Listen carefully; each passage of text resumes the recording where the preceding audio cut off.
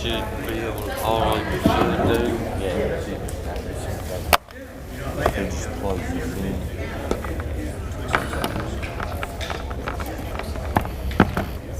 This should come up. It's set on the right display.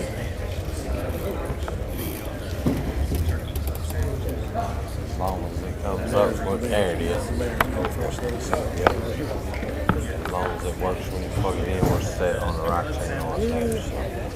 Paul's gonna be here. Yeah, here's this. The USB things are good. Oh, you don't? Okay. USB-C. Okay. We got an adapter if you want. I'll just hit the dab. All right, man. Appreciate you. Should be good with everything he's got. I'll got tickets to do, but I can take it. Yeah, I can take care of this. Okay. Thanks, Paul.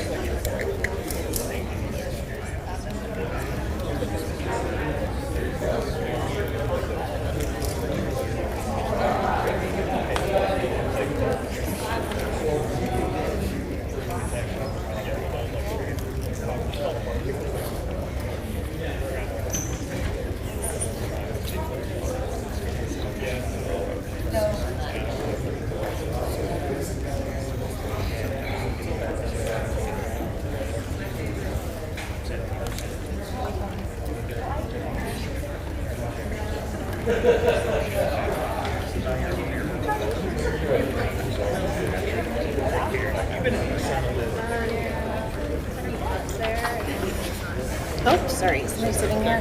There's a computer. That's all my stuff.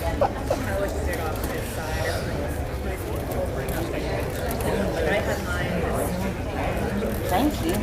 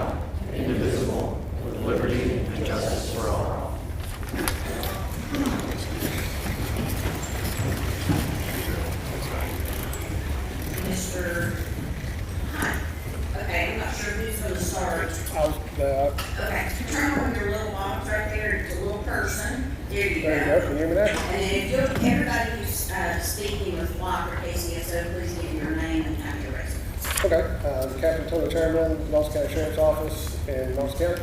I believe the first person we want to talk to is Alex Gooth. He is from Flock. We got a few slides and presentations to show. Okay, thank you so much.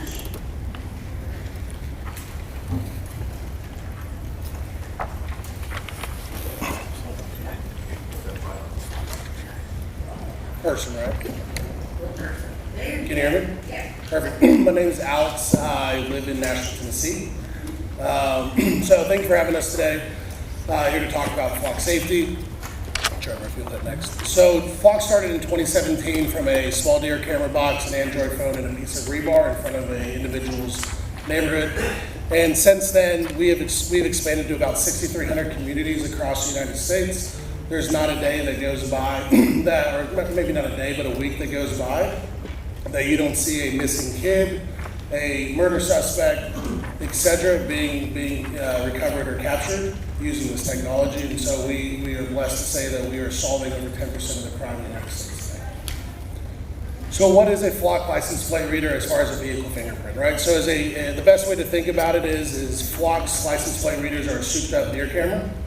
They take a photo of a car that passes by and they log characteristics like the vehicle make, the color, the body type, etc.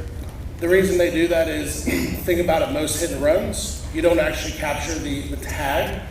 Criminals who commit crimes take their tags off, use fake tags or use stolen tags, etc. Next slide, please. So everything that we do here at Flock is around trust and accountability and transparency. The first thing is that how the data works, right? So Knox County Sheriff's Office owns the data that gets produced for their cameras. They can control how it's shared externally with other agencies, but they also can control internally how that data is accessed by whom and when. The next thing is that the data retention is set to 30 days. At day 30 down to the minute, that data cannot be recovered no matter what. We can also provide proof of destruction records as well to show that 30-day retention. The last is that when it comes to encrypt the data is encrypted in transit and at rest.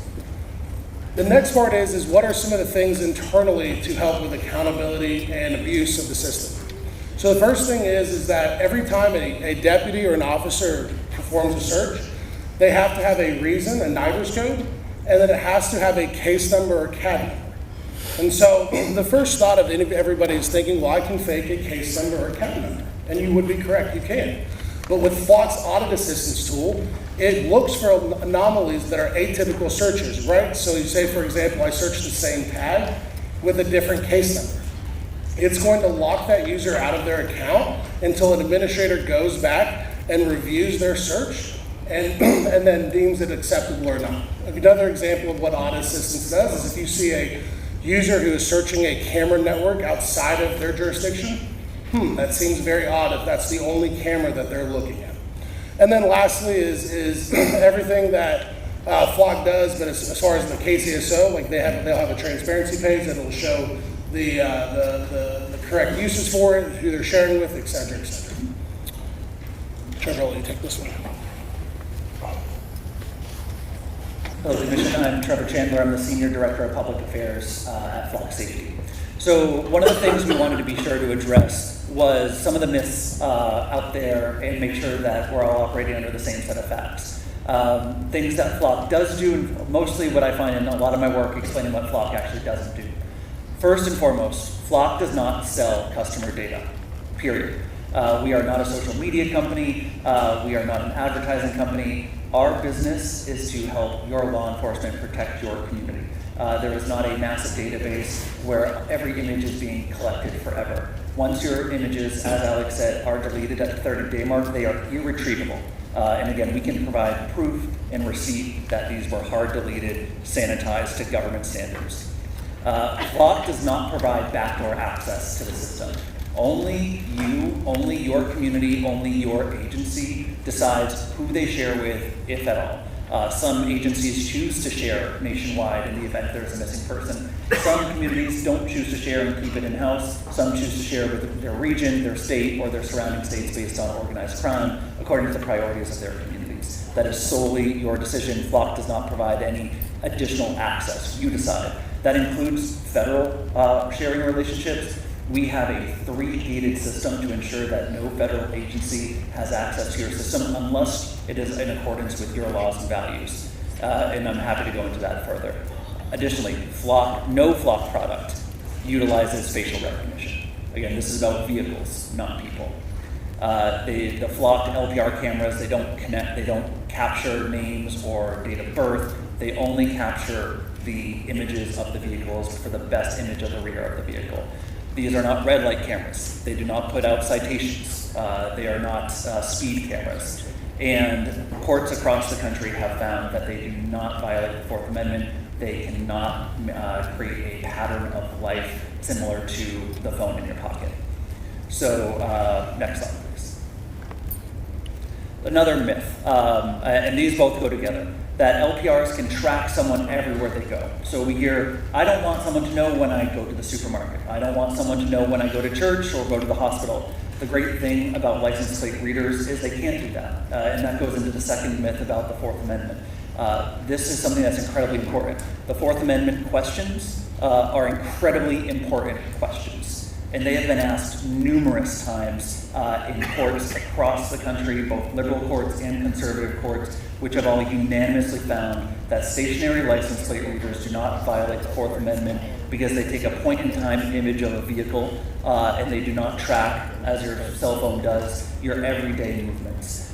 This has been challenged in cities that have few license plate reader cameras. It's been challenged in cities that have a significant number of license plate reader cameras. And to date, the courts have found unanimously that this does not create a pattern of life where you can track someone everywhere they go, and it does not reach the requirements of the Fourth Amendment for a warrant. Next slide, please. Next slide, please. Again, worth reiterating multiple times. Flock does not sell your data, and Flock does not compile your data into a national pool. What happens is when you start your license plate reader program, it starts closed.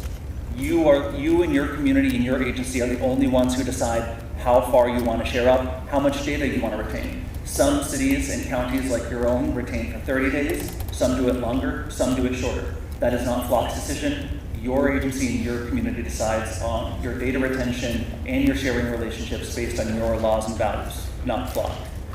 And there's another myth out there that LPRs don't have an impact on crime. There was actually just a study that was released today showing an 11% LPRs result in at least an 11% reduction in auto theft.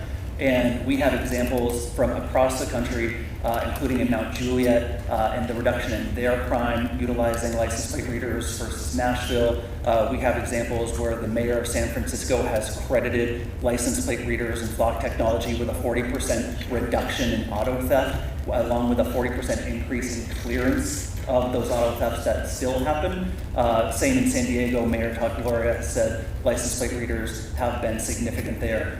We've also seen 30% of homicides in both Oakland and San Diego being solved with license plate readers. As many of you likely know, across the country, it's about a coin flip as to whether or not a homicide gets solved. It's even worse if you're trying to solve a hit and run. If you have a child that's hit by a vehicle, sometimes you maybe have a 1 in 10 chance of finding who that person who hit that child is. When cities have license plate readers, they're seeing over 50, 60% clearance rates of hit and runs. Next slide, please. That's it. And that's what we have. And we're really grateful for the opportunity to answer all your questions and be here today. Thank you.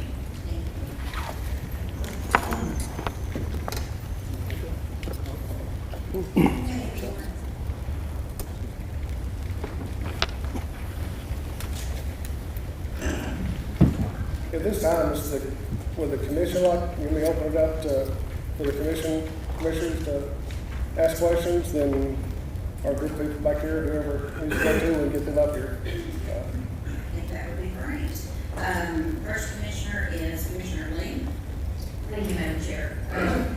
Yes, I have several comments if the person from Flock would care to come back. Did you reach out to the county commissioners on this? Because I've heard that some people got a phone call. Yes, ma'am. Okay, I wasn't contacted by Flock. Is there any reason I wasn't contacted? I don't think they were contacted by Flock. I believe Cumberland sent out an invitation to the county commissioners. Now, who she sent that to and all of that, I'm not privy to. I didn't get that So, invitation. yeah, I greatly apologize. And I was curious because Mr. Houston Hevesy said he was going to be addressing the commission. Is he not going to be here today? No, ma'am. Is he no longer with the sheriff's department? That is correct. Is he working for the county, Knox County? I believe so. Okay. Did he take a position as the clerk and master for Knox County? I believe he did. I did want to say that I disagree with your conclusion that the Flock doesn't violate the Fourth Amendment. I believe that it does violate the Search Amendment. And I've been reading extensively about cities and counties all over the country are canceling their Flock contracts. You want to address that? Yes. Thank you, Commissioner. Thank you, Commissioner. And just to be clear, I was not stating my opinion. I was stating the consensus, unanimous consensus of courts across the country. And so that is currently the unanimous consensus. In regards to the cities that have canceled, there's been, depending on how you count it, about 50 or so. Over that same period of time, over 500 new agencies have signed on to Flock. So there is a very important conversation that's going on now about public safety and privacy. Some cities are reevaluating what that balance looks like for them, which is completely their right. But we've been very excited to see at least 10 times as many cities joining Flock versus the ones that are leaving. Okay, can you address some of the abuses that have occurred through the Flock cameras? Yes, absolutely. Any abuse is unacceptable. And that's one of the reasons that we have gone above and beyond with our accountability and transparency features. We are the only public safety company that has a proactive auditing tool. And that's honestly one of the reasons you're finding a lot of these news articles where these people are being identified. That's one of the reasons we put out this proactive auditing tool. And that's a double-edged sword with transparency, is sometimes you see things that shouldn't be happening. We would rather have that transparency so those people can be held accountable, because there is no bigger advocate other than law enforcement than Flock for wanting bad apples to be held accountable so that these tools are used correctly. I'm glad you brought up transparency. Can you explain why the contract that was made with the county was not very transparent? I will direct that to the sheriff's office for any questions about the contract.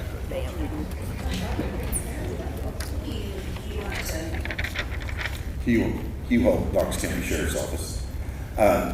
The contracting vehicle we used was actually through the county procurement office.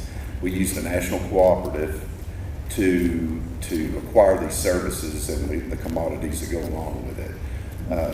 We submitted a requisition to county procurement.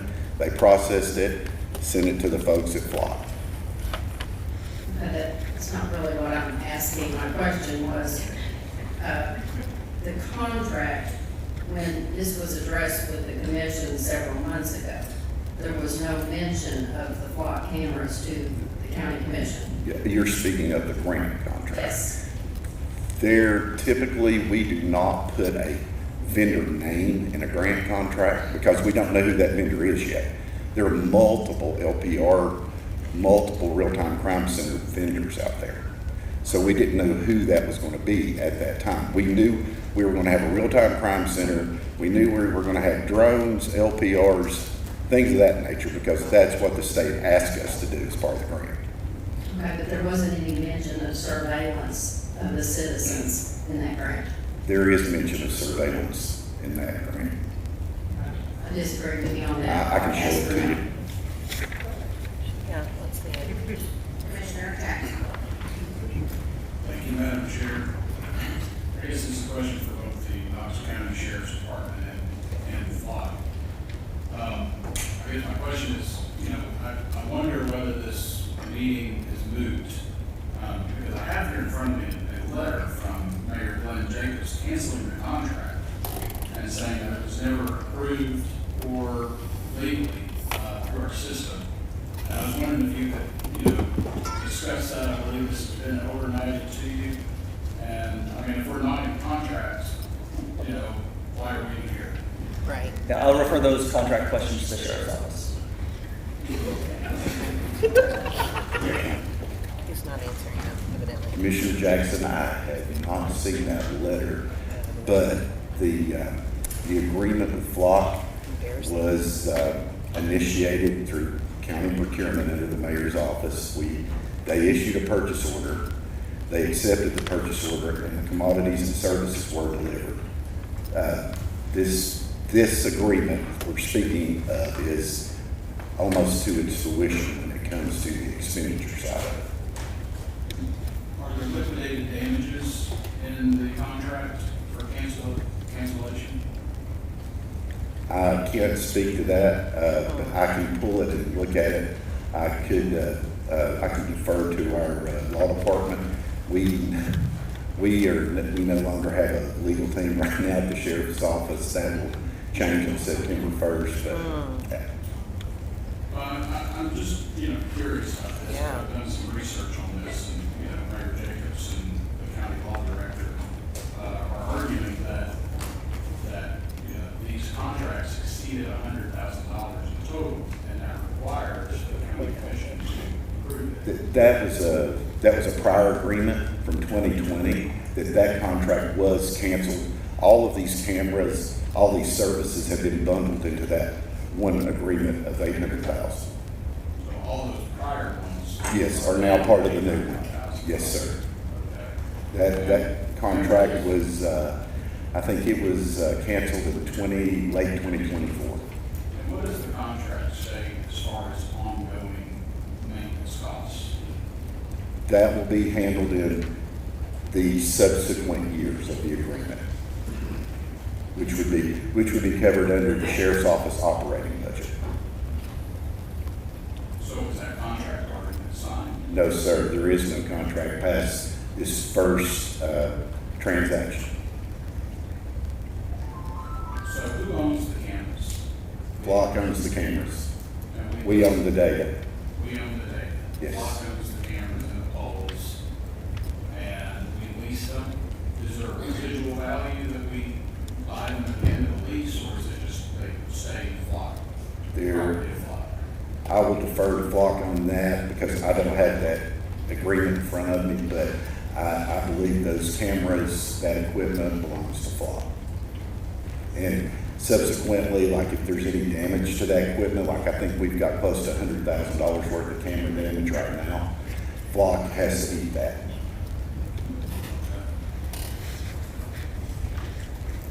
That's all the contract question.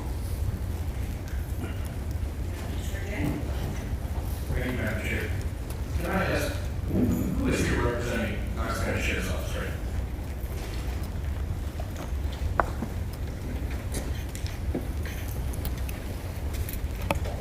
That's me, Commissioner J. Captain Tony Chamberlain. You and Mr. Hall. Yes, sir. Anyone else? We've got a few people from our IT group, couple lieutenants back here. Okay. Out of the entire Knox County Sheriff's Office, I find it astounding that it's the two of you all here, right? Well, our team has been working on It's it. sad.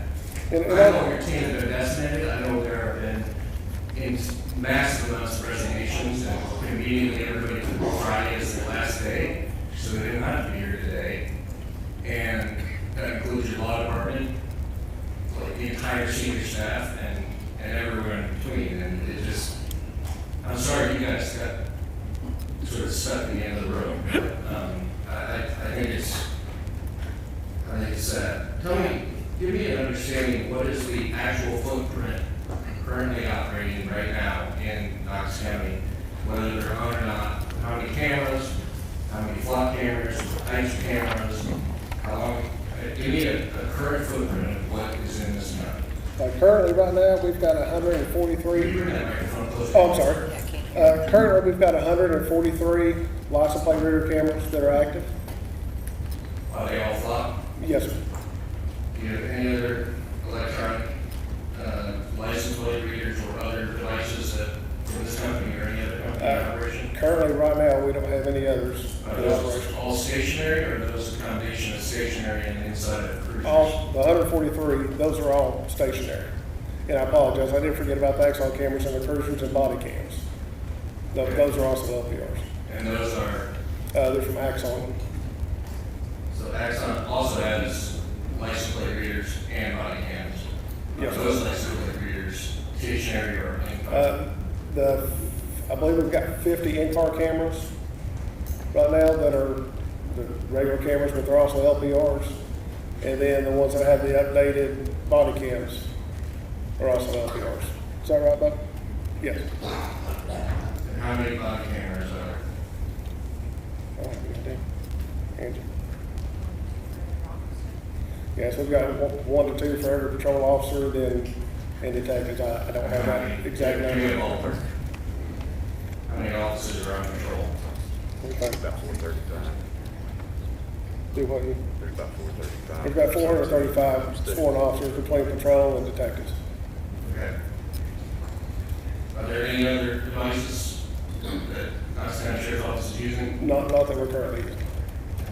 So there's 435-ish body cameras, some that are updated, that you have license plate readers built into them, as well as body camera footage. Yes. 50 that are in-car, those are all from Axon and, and 143 stationary cameras. Yes, sir, that's correct. Are those all in operation right now? Yes, sir. What is the state of the policy related to how those can and shall be used by this law enforcement agency? It's the one over there, not the next one.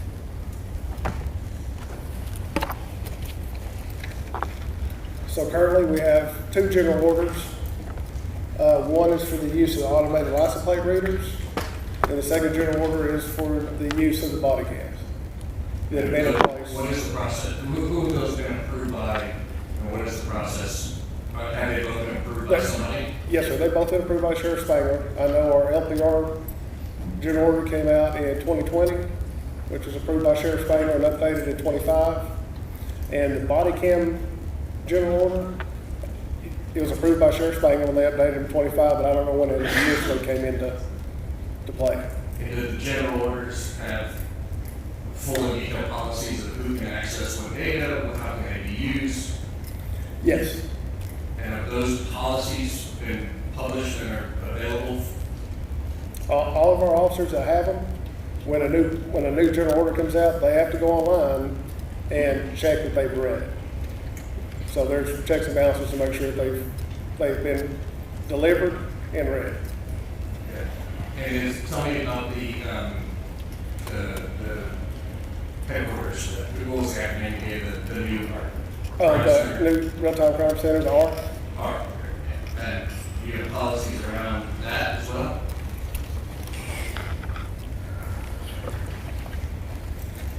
Yes, sir. Currently, we have a draft policy. It's about 117 pages now.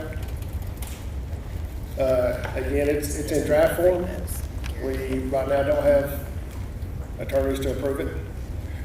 But in that same, policy related to the center and how it's using all of this technology? yes, sir, that's correct. And currently, the real-time crime center is not open yet. We don't have anybody staffing a real-time crime center. So that's why the policy is still in draft form, and we won't have anybody staffing it until the policy's been approved by our attorneys and incoming Sheriff Gibson. And is that center connected to the grant? That was a question as Commissioner Thompson brought up, the one that happened in November of 2025. Was that grant for the application of the center? Yes, sir. So why wasn't that policy drafted and approved in advance of asking for money to support that facility? Until you get everything together, all the technology together, what you're going to have, what you're going to be using, you really don't know how it's going to look until you put it together. So we know what equipment we have, we know what systems we're going to be using. So all that is in the policy. We could have written a policy before, said use all this stuff. Then when we got it, what we don't have, we could just chuck those pages in the trash. Or if we got something different, we could have just added those pages. But I guess I'm wondering why you didn't put those policies together in advance of asking for money to set up the system. It seems like a little bit after the fact. To be completely honest with you, I was not part of those conversations. I didn't become part of the conversation until mid-May. I just had, I'm going to reserve some other questions for later, but I just got a procurement question for Mr. Holt before I finish.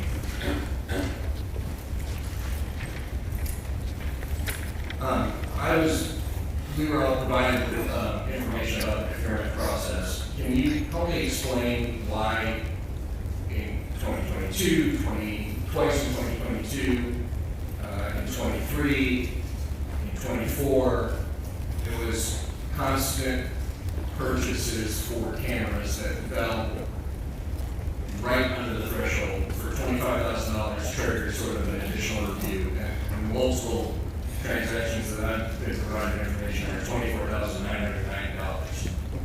Well, what I would say, and I could defer to Flock for this, but that's what it cost. So the same cameras in 22 cost exactly the same in 24. And this guy from Flock will tell you the cameras hadn't changed since 2020. But again, I would defer to Flock about their pricing structure. But I got involved, like Tony, on the back end of this, and I became a part of it in October of 2025 when this whole grant process started. And the information I'm speaking to is information that was provided to me by our finance officer, or finance director. So When did you become that director of procurement for Knox County Sheriff's Office? 2016. So if you're the director of procurement, why were you not involved in buying things for Well, the Sheriff's Office? well, there's certain things like these software agreements. I'll look at them and I'll say, hey, this needs to go to the law department for review, or this will require commission approval, things of that nature. But obviously, these are transactions that were under the spend threshold. Yeah, barely. Just look at it. $10, which to Well, me in shows some- the pattern of Well, the ones I constantly was, buying stuff that's just barely under the threshold again and again and again. It really concerns me. and I can say this, working at the sheriff's office, I know that wasn't the intent, because there were transactions for $13,750, $12,500, $12,500, $12,500. There's $12,500 for 5 cameras. Yeah, If before I that. bought 10 cameras, then that would be. Well, over a 4-year $25,000, period, $25,000. yeah. You wouldn't then put an invoice in for Yeah. $24,990, $10 less than the threshold. That means you get a $10 discount for 10 for 5 more And cameras. I'm just speaking to what I know. I understand, you're the director of procurement. Yeah. Your job. And I is to be see the responsible for appearance. all things that are I see what you're saying as far as appearance, Commissioner. Right, well, I'm just, if it quacks like a duck and it walks like a duck, it's probably a duck. And when you have the exact same price, less $10 to not hit a threshold, it raises a huge red flag to me. And I think that is why the mayor said, look, you guys, you didn't do this correctly, because you knew, somebody knew it would be flagged. Somebody knew that this commission, and I think that's what Commissioner Thompson started with this conversation a few months ago, saying, you slid it in, and you didn't tell us. And that's why I'm more concerned about this than ever before, because it shows a pattern. And again, I can't speak to that. I can tell you what happened after October 2025. But again, I'm looking at 2 transactions out of 9 that were $24,990. So, but I can see your point. I can see your point completely, sir. All right, I have other questions, but I'll hold the floor. Thank you. Thank you, Madam Chair. I guess this question would be a flock question. When Knox County did the grant, it was supposed to impact crime in 37914, 37921, 37915, 917, 920, and 918. The bulk of those are my zip codes, and Commissioner Durr. So what impact have flock cameras made in crime in those zip codes? So Flock doesn't decide where the cameras go. We work with the sheriff's department, so I'll yield that question to the sheriff's office. That's fine.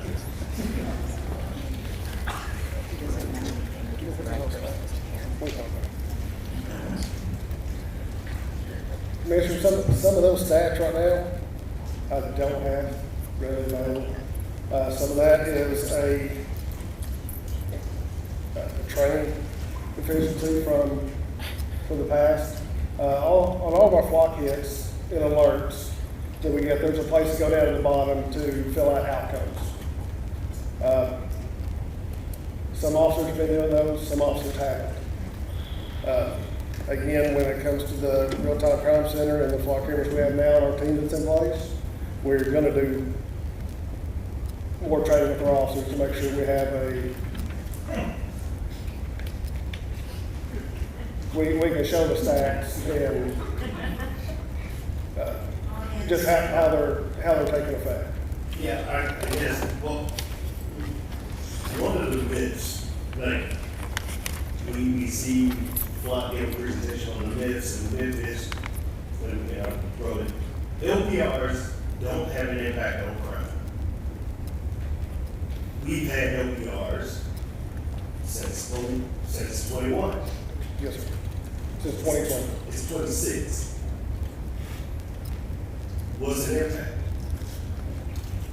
Again, I just started dealing with it since May. But when we start talking about impact of crime, I think one of the best examples we can see is Mount Juliet. I can take this. Yeah. No, I'm talking about Knox County. Yeah, no, I'm talking about Knox County. Oh, he's talking about Knox County. I'm talking about those. Yeah, go for it. So, I think the best way to describe that is the former chief of KPD who attributed flock cameras to the drop of homicide rates in the city of Knoxville by, I believe it was 54% that year. So I think that'd be your best stat that you can redirect it to. What is it those? Say that again? What is it those? What's the? I can find out exactly what those are. I can go ask the former chief. All right, no questions.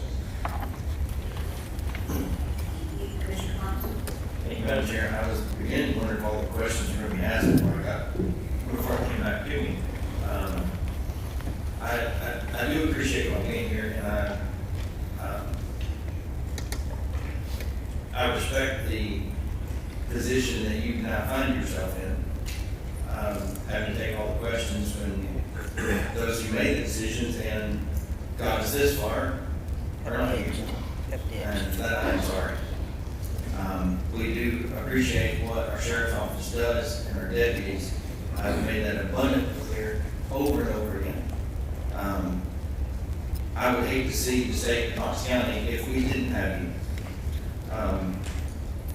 One of the questions, and Commissioner Ross tapped on it, if we have 143 LPR fixed cameras in the county, and those with the specific zip codes, I would say that Holston Hills, Chilhowie area, which borders 1 and 8, was the only area in my district, or the only zip code in my district that was affected, because there's 40 in my district, in the 8th district.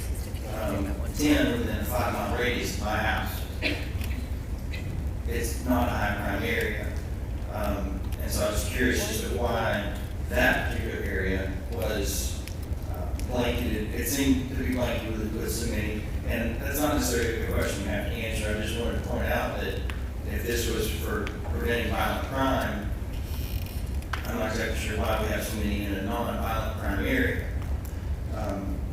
And I've been in sales a long time, and I'm a capitalist through and through. And I don't flock for running their business. But because we have the option to either spend our money, or we don't spend our money. Right. Based on their business model, or Right. whatever. They created something, they said, hey, we got something to sell, we'll see who wants to buy it. What I do have an issue with is somewhat Commissioner J tapped on, was in the manner in which we got here. Amen. We had a contract that started back in early 2020, 21, and that contract was referenced multiple times, and yes, it fell below the threshold that needed mayor approval. It was the same contract that was referenced over and over again until we hit this one. And when we're looking at, we just had a finance committee meeting at noon. And so we're looking at how are we spending the very tight taxpayer dollars that we have on a very thin budget. And we have a gift, I'm going to call it a gift, from the state of Tennessee of a little over $1.5 billion. And there was a laundry list of things we could have spent money on. So my first question is there any money that has been spent on anything other than this technology and the virtual crime center?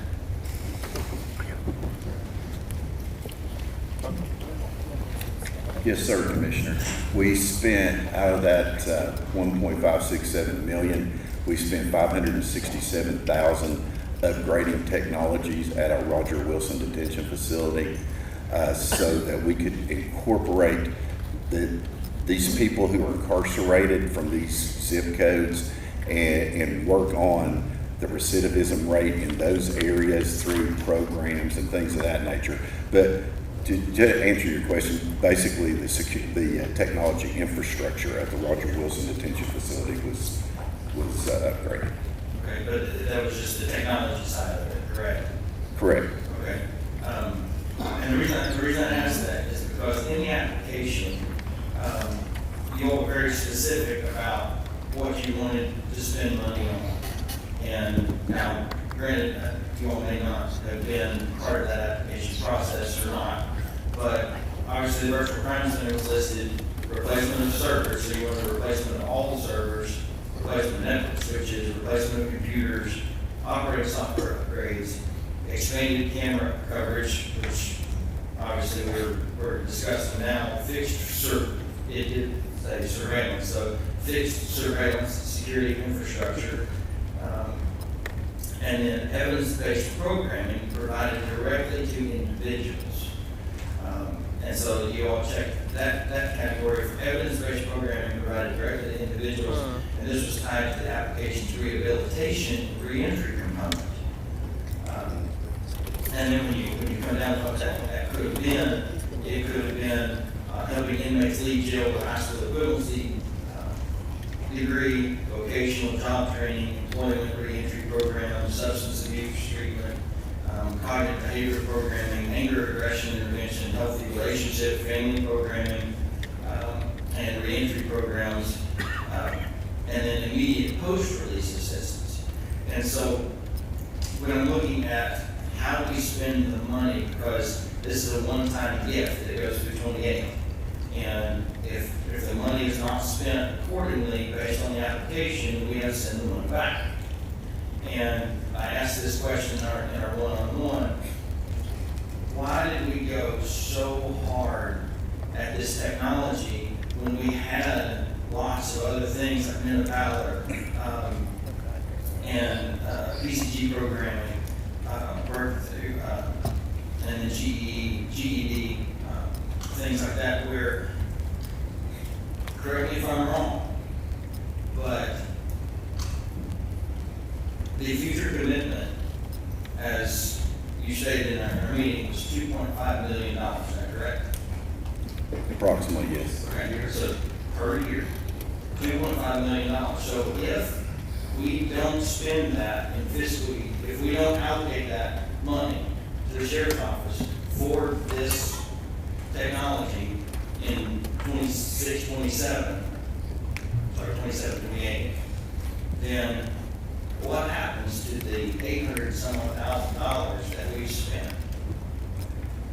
Well, if we don't continue maintenance and to pay for that data, then we just don't collect that data from the cameras. So the cameras go away. That's my And so the understanding. 800 plus almost $900,000 that we've spent Yeah, 800. of the state's money, it's our money, it's taxpayer dollars, but the state gave us 1.5, and we spent $900,000 on this, but if we don't continue to pay every year $2.5 million, it was for nothing. That's where the data is collected, yes, sir. Okay, but we only keep the data, we only own the data for 30 days. Unless it's part of a criminal investigation, you're correct, sir. Okay, so technically we don't own physically anything, so at the end of it, we don't have anything to show for it. Whereas we could have spent it on programs that would have directly impacted individuals and gone specifically to these zip codes. Right. Because 37721. Because in my district, 37721 and surrounding zip codes don't need the violent crime intervention that those do, that this application is based on. And that's where I'm at, and it's all of Knox County's money that's having to make this up, and it's a continual, unfunded, unplanned for, because we didn't see it coming, kind of put our back against the wall saying, oh, now what are you gonna do? You're gonna put the public safety at risk because you're not gonna spend another $2.5 million? Right. Where's it gonna come from? Commissioner, you're probably talking to the wrong person. I didn't come up with the technology plan. The buck's gotta That stop wasn't somewhere. me. I realize that- Where's the that buck too, stop? You're here, and I appreciate you being here, but I Where's the think buck that's, stop? that's the position we're in. Yeah, understand. And serving the people of the county and being good stewards of balancing their safety, which is what you all do an exceptional job of. And I don't blame you for wanting a technology like this, because heck, if your job is protecting all the people, I want every tool at my disposal too. But at the same time, the public has valid concerns Yes. of being watched, but also where is the money coming from? The process. Thank you. Yeah, thank you. Commissioner Hill? Thank you, Madam Chair. I'd like some clarification on, again, kind of going back to, how many cameras do we have? Let me know if I got this right. It said we have 143 active flock cameras. And then we also have other cameras that are on, in cars and log cams. That is correct. Yes, ma'am. In addition to these, are there other cameras owned by the sheriff's department that are out there anywhere? We do have, there are a few cameras that can be repositioned if we need to, that are mobile, that, other than those are used for special events, gatherings and stuff like that. Okay. Yeah, Those- there's those other aren't- capital. No, they're not used all the time. No, ma'am. Okay. I guess my question is, and this might need to go to legal, I'm not sure where it needs to go, but as far as the budgeting questions go, I think as a commission, we need to remember that everybody's kind of got their lanes in this. And the sheriff's department, in many ways, operates like our schools. You know, the commission gives the school system, the commission gives the sheriff department X number of dollars to work with every year. Our sheriff is a constitutionally elected officer. And unless I'm figuring this wrong, it really is our sheriff's decision how the money that we give them is spent. Whether it's grant money, but, I mean, grant money certainly has to follow certain parameters, and these cameras do follow those parameters along with many other things that have been written. So, I hate that this has happened. I've got lots of reservations. You know, as I've tried to think through this, probably most people would agree that there are some places and situations where maybe cameras are appropriate. You know, I've heard places like maybe around our schools where there could tend to be more high-risk activities that could occur, especially involving people, not necessarily personal property. Another area is like high traffic intersections where there's high crash data. And so to have the advantage perhaps of a camera there could in fact be something that was very beneficial to the whole community. And this last one I'm mentioning, which is, as I understand it, I'm looking at this agreement correctly, is that there are flock cameras at our solid waste facilities.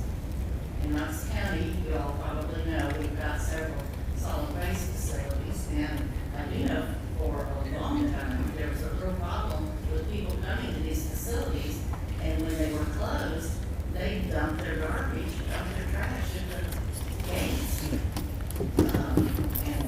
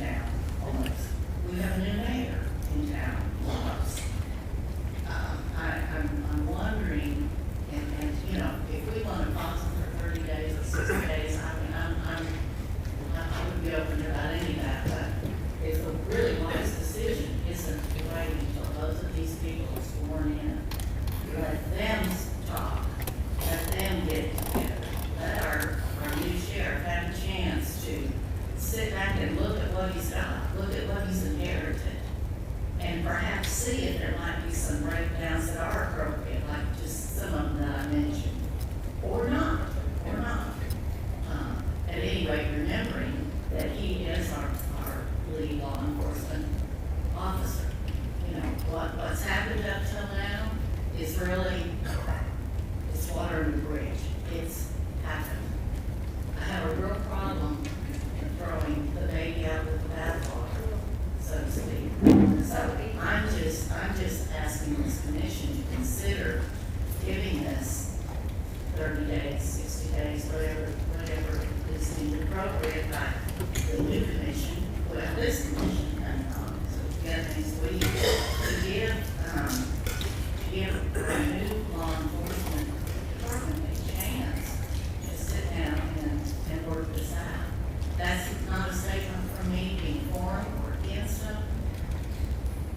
I hope you will consider that maybe some of the places I suggested would be extremely appropriate, others not so much. But those are things that I really think we need to let our new law enforcement administration work out.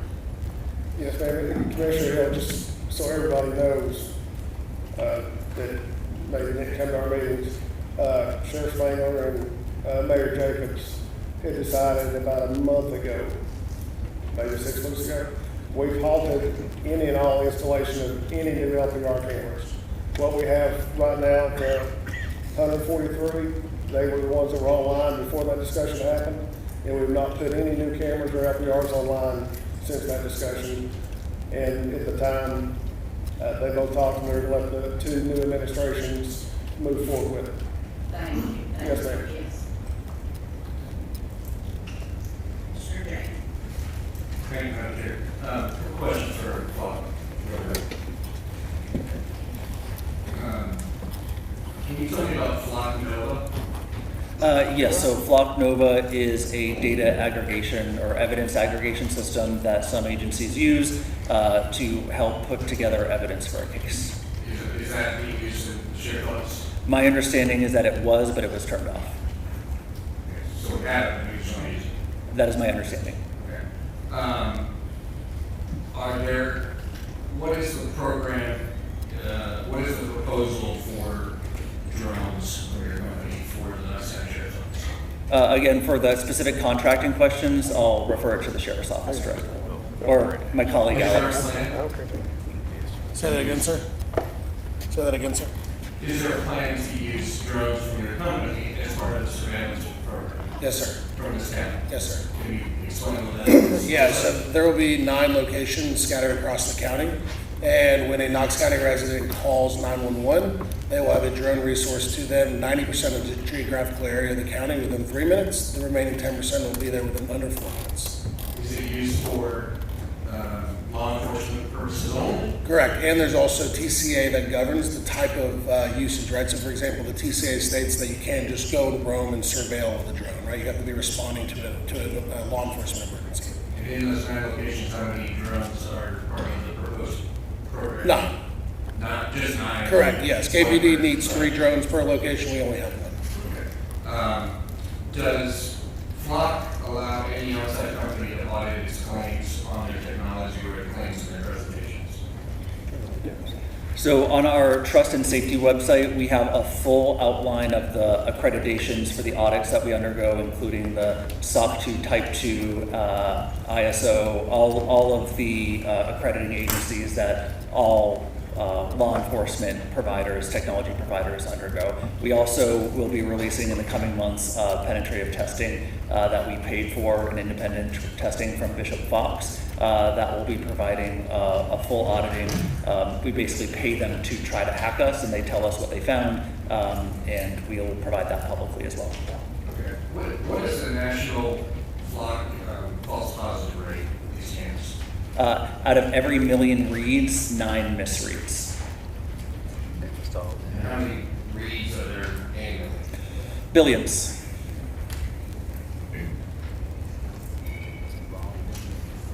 Okay. For Sheriff's Office, who decided where these cameras were going to be placed?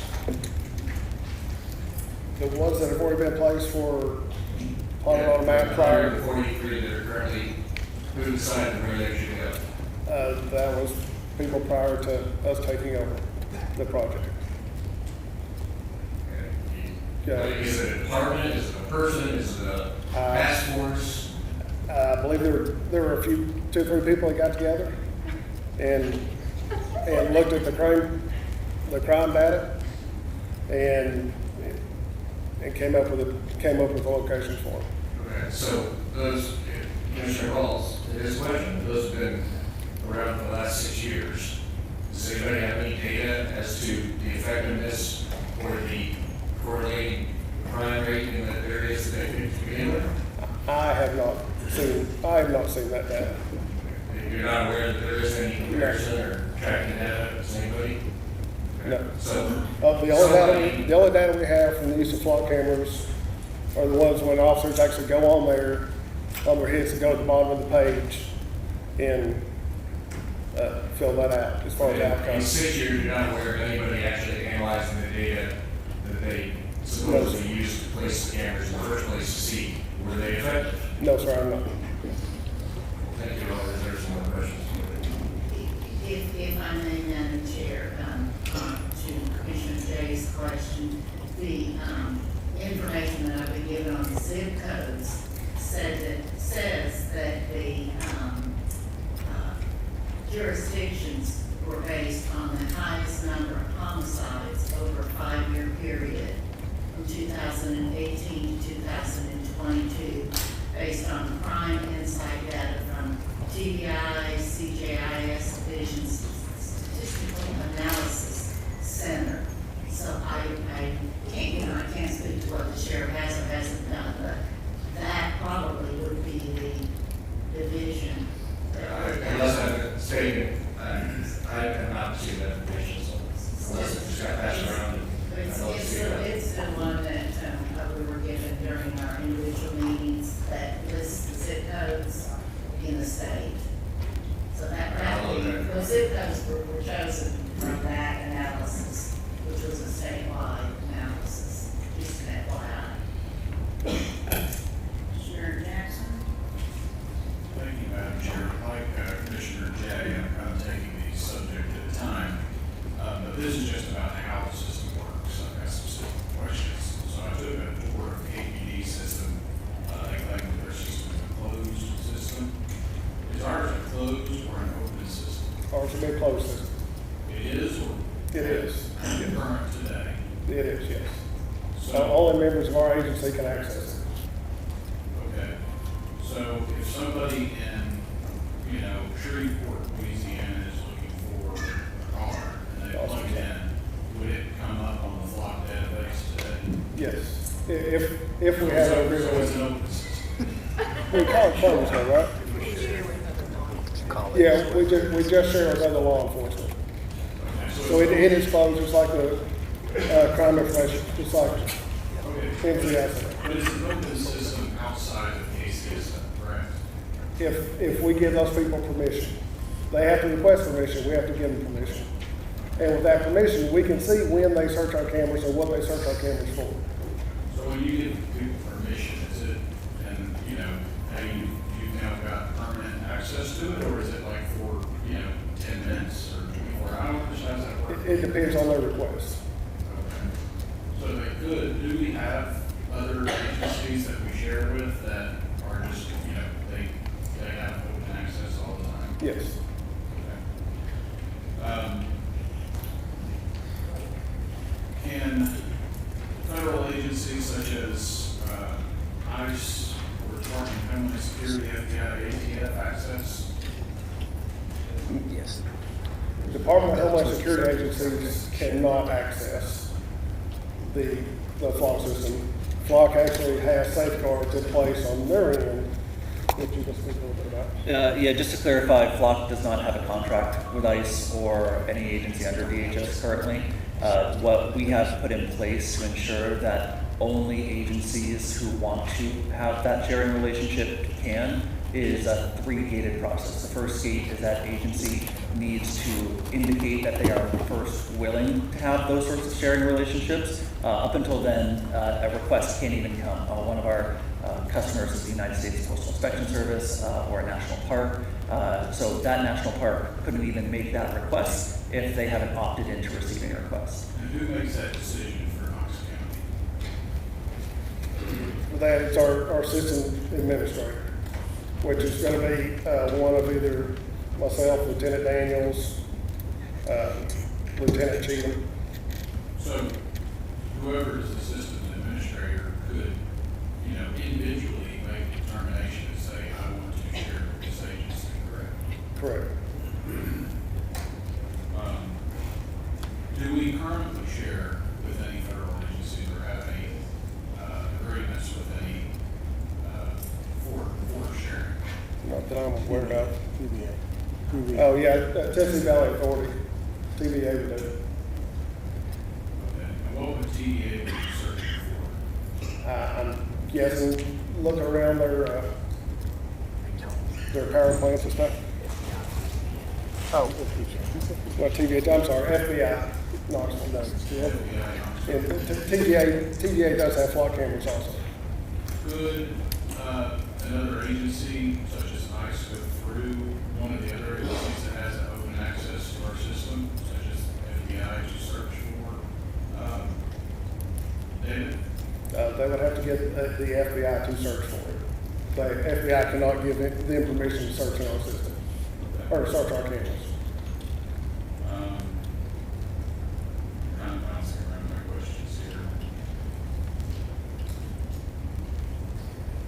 This is interesting. This is kind of like a question about the cameras themselves.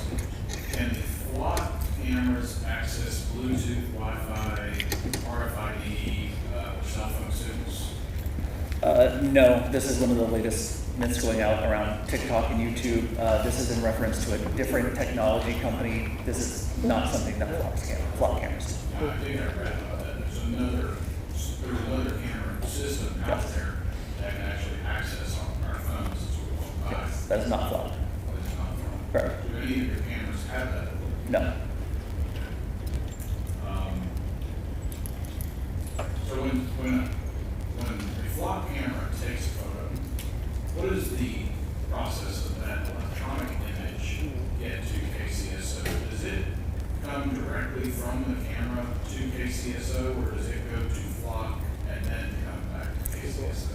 Thank you for the question. So what happens is the image is taken, it is then encrypted at rest and in transit. It is stored in the cloud, in an encrypted cloud, a protected cloud. And then it is retained for the period of time, in this case 30 days. And during those 30 days, it is accessible to KCSO. If they find a piece of evidence, they can then download it onto their evidence system where it is kept according to their evidence standards. Anything that is not utilized and downloaded by the sheriff's office for evidence is then hard deleted. Gotcha. So when you say that, we control the data, we own the data. Correct. But the data is not stored on site inside of our firewalls, it's within your firewall system. Correct. We own the cameras and the storage system. You own the data. Okay. Are the audit, so there are audit logs with this, are the audit logs available? Yes. Audit logs are available for download and review anytime you're. I'm sorry, I said deletables. Can somebody from the sheriff's department go in and delete the audit logs? Delete the audit logs. No, the audit logs cannot be altered by the law enforcement agency. Okay. Do the people who have access to the system, do they have to go through multi-factor authentication? Yes, it's mandatory. Okay. And do you have like alerts for common searches? How do we prevent police officers from searching for their ex-girlfriends and doing things that have been reported in the news? Yep, absolutely. So there's a couple of items that we have implemented in the last year because we've always had audit logs. We've always been on the forefront of that. What we heard from agencies is when we do an audit quarterly, yearly, that's too late. We want to learn faster, sooner, so if there is misuse, that we're catching it. So we've done a few things. First and foremost, we've introduced audit assistance. Again, Flock is the only public safety technology with audit assistance where it will flag a case number that maybe doesn't match the crime that is being searched for, or if there is the same license plate being searched over and over again. Could be valid reasons for those searches, maybe a missing child and they're searching the same plate. What audit assistance does is raise this to the top level of your administrator saying, if you want to audit your system, you should look at these searches first. And so we proactively do that. We also just announced a lockout feature where if there's a repeated flag for an individual officer, they actually get locked out of the system until the system administrator can look at those atypical searches and confirm that they were in fact for a purpose. The other thing that we've also implemented is now required that you both have a reason code. So these are NIBRS codes provided by the federal government of the common crimes, and you have to have a case number associated with it. So during auditing, you can say, you said you were investigating for... That case number is a fairly recent addition. Yes, yeah, it was always optional to be mandatory. So every agency had the option to make it mandatory. Not every agency did. We have gone ahead and made it mandatory for every agency that utilizes law. That's very good that you do. So I went on the website. It's called howiventflock.com. How do they get the information of, how I've been flocked? Through public records requests. And so every state has different laws regarding what is protected and what isn't protected information under their FOIAs or PRAs, PRIs. And so that is what this website did, compile a significant amount of public records requests. One last question. Do you, as government affairs, correct? Yeah. Do you, when you come out and you're sitting down and you're selling this equipment, do you provide a list of best practices to sheriff's departments and other law enforcement agencies? Yes, in fact, we have a full, what we call Flock Academy, which does a certification program for each aspect of the tool, whether it's auditing, whether it's search, any number of things. Every city and state has their own individual requirements, but we proactively provide those training and best practices for every customer. Thank you very much. Not a question, just a concern that I was going to say that, I think that this open system is very concerning to me, allowing other agencies to just access it. I think that, if the sheriff goes forward with something like this, that, we have to have this enclosed system where, if somebody from another agency is putting in a request, we have an audit log, we know where it comes from, we know why they're asking for it, and it needs to be reported back to the commission. That's assuming it's happening. And we fully agree with that, and that's why we made the system customized. Thank you very much. Thank you. Thank you, Chair. I'd like to speak about I'd like to further investigate the 3-gate process quickly. I got the first gate. Yep. The way I interpret the first gate is the other agency, have they already agreed to be willing to the terms of service, basically? Yeah, Is that right? the first step is basically raising your hand in the system saying we are open to sharing with a federal agency. So that's the first step. The second step is that federal agency actually making the request. In some cases, you can have an automatic approval process with local agencies. That is not possible with federal agencies. You have to you have to confirm that you see this as a federal agency, that you are aware that this is a federal agency before accepting it. So first step is raising your hand in the system. The second step is that federal agency making a request of the local agency. And the final step is that local agency proactively and knowingly accepting that sharing request. Okay. Is there a requirement for the requesting agency to agree to the terms of service that have been created through the customizable program? If Knox County says, hey, we don't want to share this in certain ways, what protections are in place that the agency getting information will abide by Knox County's terms? Correct. So there's a couple of different additions. Again, we've worked in multiple layers of redundancy and customization. One is you can require an MOU in your system saying, if you are sharing with us, here's what you are agreeing to how to use our system. It's obviously more of a trust-based system that's saying, like, you're signing this. If you violate our rules, we will revoke your access. What we have just rolled out, in addition to a couple of other things, is we are actually going to allow every agency or enable every agency to be able to limit or expand what their cameras are used for. So let's say you only want your cameras used for vehicle theft. You don't want murder or anything else. You just want it to be used for vehicle theft. You can limit your system's cameras to only be searched by other agencies only for vehicle theft. And so your agencies are now going to be able to customize that even further based on what your values and priorities are. So the requesting agency has to fill out this coding box that you mentioned earlier, creating codes for what's. Well, no, that's fully in your agency. So your agency gets to choose what your system is used for or not used for. So if you want anything, let's say you only want your system used for felonies, you can uncheck every box for a misdemeanor. So the only searches that will ever hit your system with the people you share with, even if they try to search, they put it in their search, they're sharing with you, they have that sharing one-to-one sharing relationship. Even if they have that one-to-one sharing relationship and they search for a misdemeanor, it won't hit your cameras. How when a picture is taken, how many points of data are collected from a picture? And so it's like it license plate, obviously, but color of truck, type of vehicle, etc. Yeah, make, color, distinguishing features such as roof racks, and as well as obviously the time, location, and direction. So one question I had, and I certainly appreciate both of your presences today. At one point, I heard that the CEO might be showing up.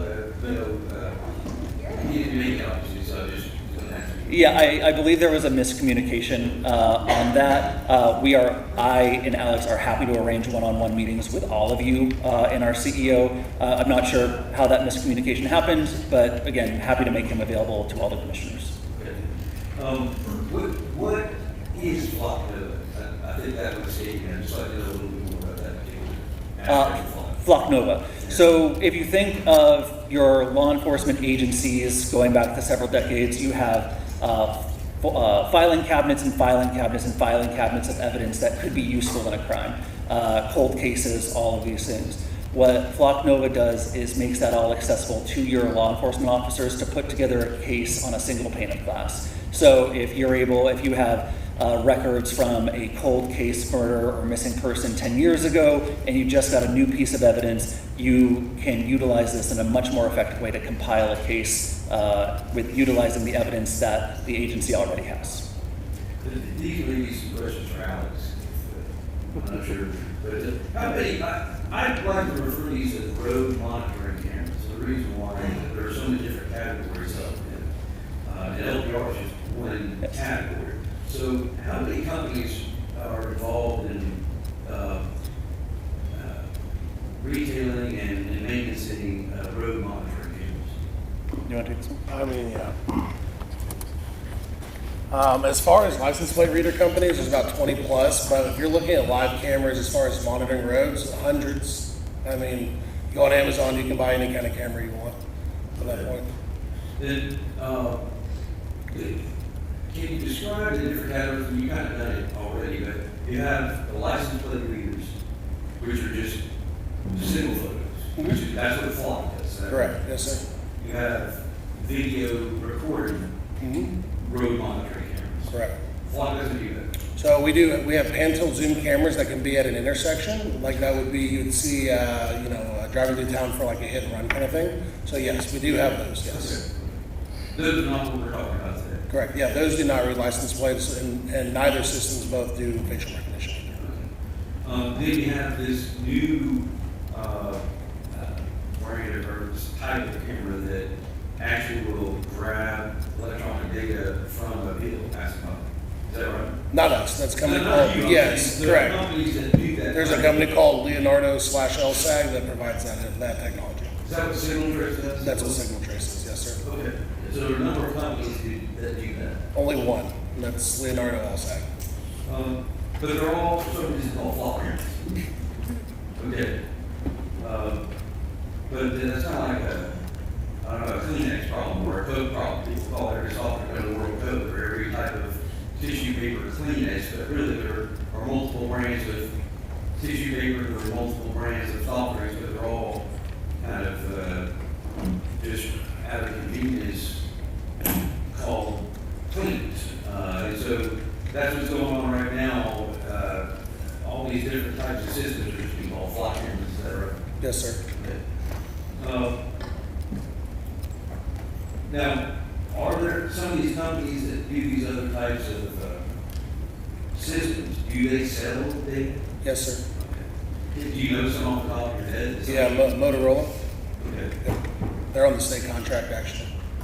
You mean state of Tennessee? It is, yes, sir. Do they have road monitoring cameras for state highways? They're kind of the original license plate reader company in the space. They've been making license plate readers for 10 plus years at least.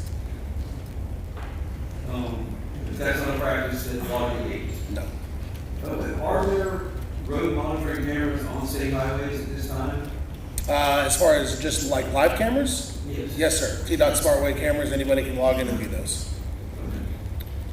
Can you draw a distinction between the way your company does business and some of those cameras? The biggest thing that I will say when it comes to live cameras is more of the position that Flock has taken. We will never get into the facial recognition space. We never have, we never will as a company. Other vendors cannot say the same thing.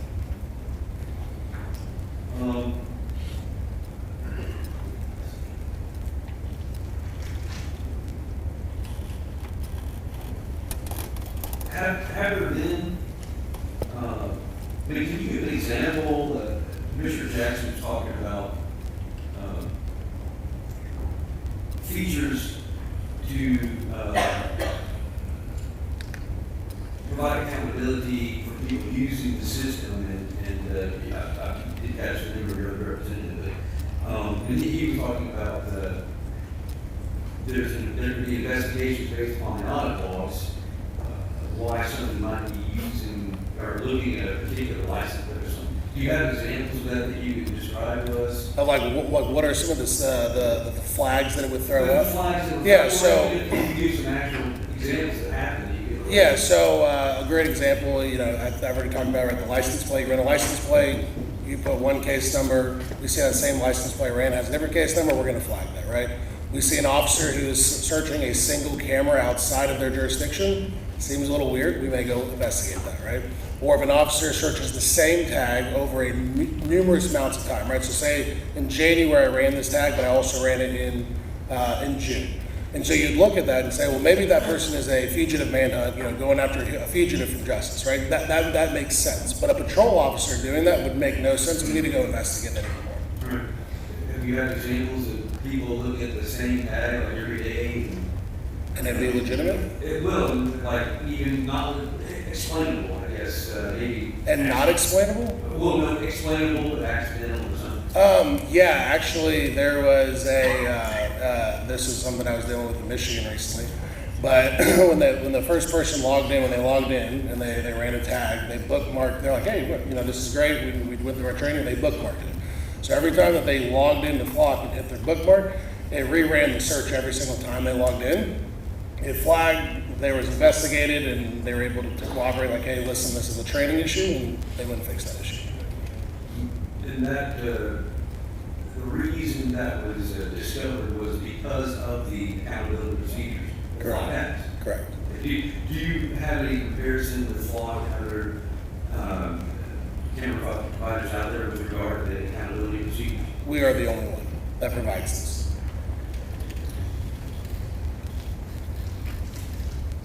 I'm going to jump around just a little bit because there's two that have not asked questions yet, and then I will come back and get back in line. So, Commissioner Frazier. Thank you, Madam Chair. Just have some clarified questions. One, has Flock responded to the mayor's letter dated August 12th? Regarding which letter? Which one are you referring to? The contract termination. The contract termination? I don't believe we've received that. Does the Alex Flock Group Incorporated? How did that letter go somewhere? I don't have possession of that letter. Do we have confirmation that it's received?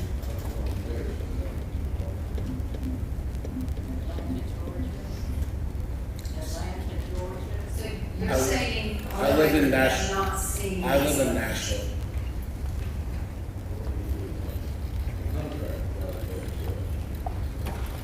This is the contract address. I'm just trying to clarify if Flock has received the letter by Knox County Mayor dated August 12th, asking Flock if you believe that the 2020 contract between Knox County and your company is valid, The only way that I would have received that personally is through my email. I don't have a mailbox in Atlanta. Now, we can definitely check with someone there, but they would notify me if I got a piece of letter there. Okay, so my question then is, do you believe that this agreement from 2020 is still current? That agreement from 2020 is not current. So you would say we don't have an active service agreement with Flock? Commissioner Frazier, those cameras that were included in that original 2020 agreement, which ran its term, were all of those cameras were rolled into the current agreement under the $800,000 right now. So it's under a grant contract? It was under Not a service agreement. right. That service agreement ran its term, and those particular cameras, I think, initially there were 31. Okay, but we don't have a service No, agreement? not from the 2020. It is expired. Okay. And then my last question is, it was stated that Knox County Sheriff's Office doesn't have any legal representation currently. Does that then fall on Knox County Council? And then is that not a conflict because this letter to terminate the contract was executed by the mayor's office, which is the law? Mayor asked Mr. Moyer tonight, Mayor asked Mr. Moyer tonight to research that contract. It's one of the screwiest contracts I ever read. It basically says every time you do another one of these $12,000, $13,000 under the limit orders, it automatically renews the contract. And there's no drop dead date for any of that, nor drop dead date on the amount. So we went over that with the mayor. And I'm not going to say what we talked about with the mayor, that would be attorney-client privilege, but based on a great deal of research and what we talked with the mayor about, he wrote this letter. And I guess they just chosen to ignore it over there at Flock. Thank you. Thank you, Madam Chair. My questions are along the same lines. I have the same initial question of Commissioner Frazier. Law Director Booth. So we're hearing that the 2020 contract is no longer, or service contract is no longer valid. Those previous cameras that were originally leased under that service agreement are now being bundled under this $800,000 state grant. Where does that leave us though? Like, are we in a valid operational situation today, August 24th, 2:23 p.m.?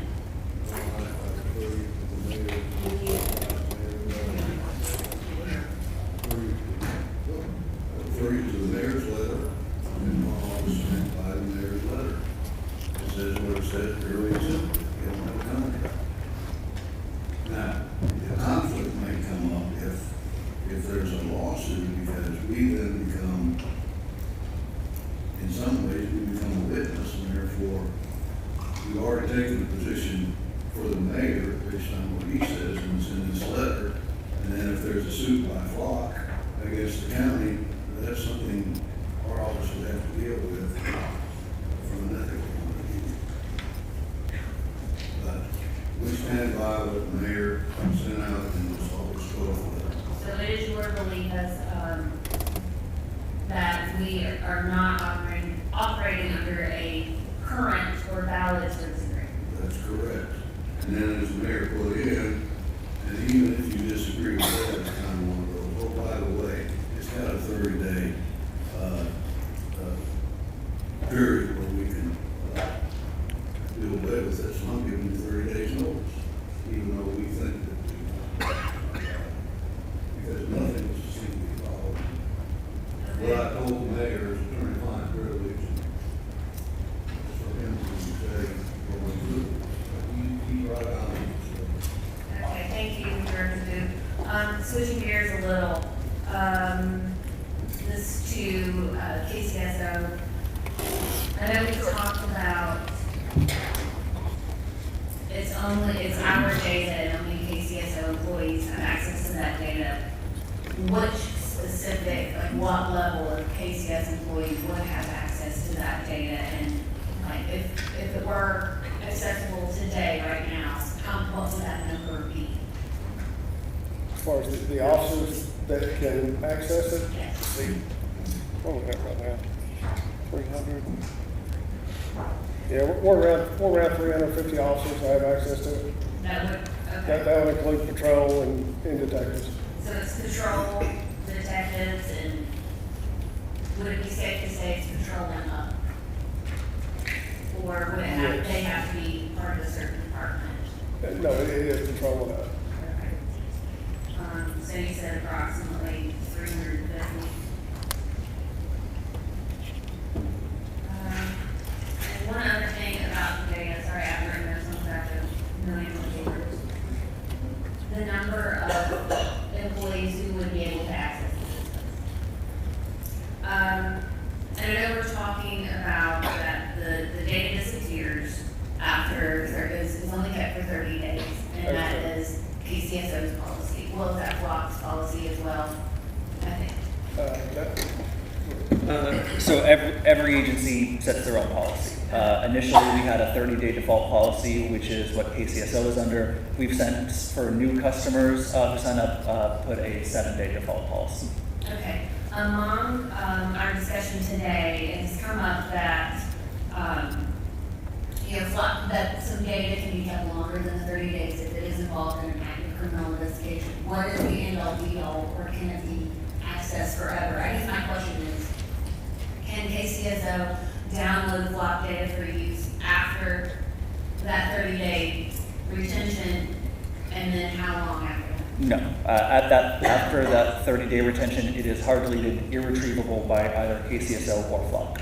Okay, so it's just, Yeah, unless, and that's the debate that is there around data retention, right? Because if you have a crime that happens 31 days, you lose that evidence. But that's the important conversation that's happening around balancing public safety and privacy is how long do we want that data retention, what crimes do we want to solve? But after that 30-day date, unless it has been downloaded for evidence, it is hard deleted.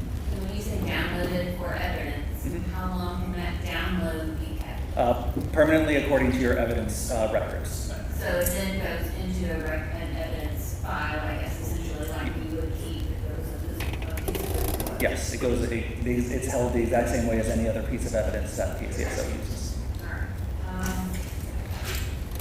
That's it for now. Thank you. Here's your thoughts. Thank you, Vice Chair.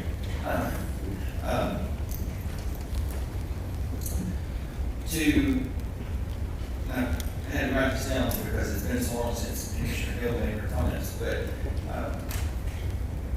you referenced going back to 2018 for crime statistics to say that we would qualify for the violent crime grant.